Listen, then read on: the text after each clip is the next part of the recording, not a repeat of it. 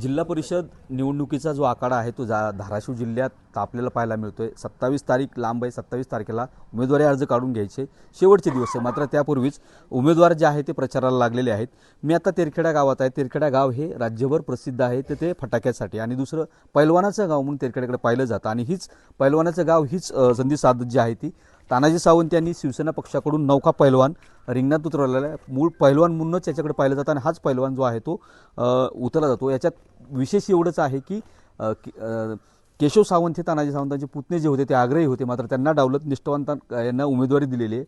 पैलवान म्हणून तो आतापर्यंत अनेक कुस्त्या लढलाय, आता तू राजकीय आखाड्यात उतरलाय। काय भावना आहे तुझ्या, कसं पाहतोय निवडणुकीकडे? प्रथमतः कुस्तीचा आखाडा आणि राजकीय आखाडा खूप वेगळा आहे।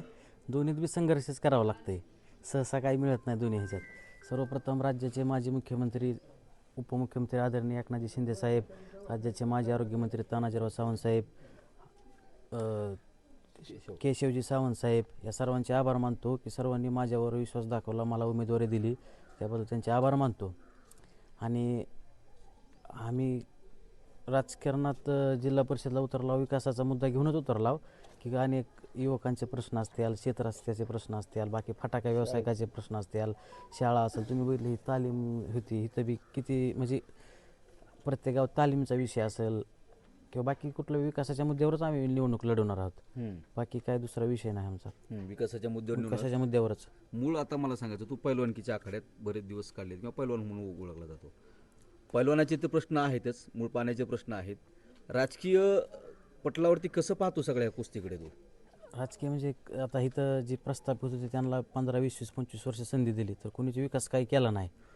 त्यामुळंच 15-16 गावचा विकास करण्यासाठीच विकासाचा मुद्दा घेऊनच मी उतरलो आहे। तरुण आहेस तू, अपेक्षा खूप आहेस।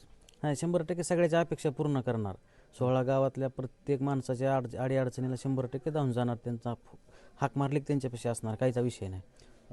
मूळतः पैलवान म्हणून संधी दिली आणि खरंच तेरखेडा हे पैलवानाचं गाव म्हणून राज्यभर किंवा जिल्ह्याभर परिचित आहे। त्यामुळे आता या निवडणुकीकडे जी आहे ती लक्ष लागलेले की हा पैलवान नौका पैलवान आहे, कशा डाव पद्धतीने डाव टाकतो आणि पुढच्या उमेदवाराला चिटपट करतो या निवडणुकीत हे पाहायचं आहे। त्यामुळे सगळ्यांचं लक्ष या निवडणुकीकडे लागलं आहे।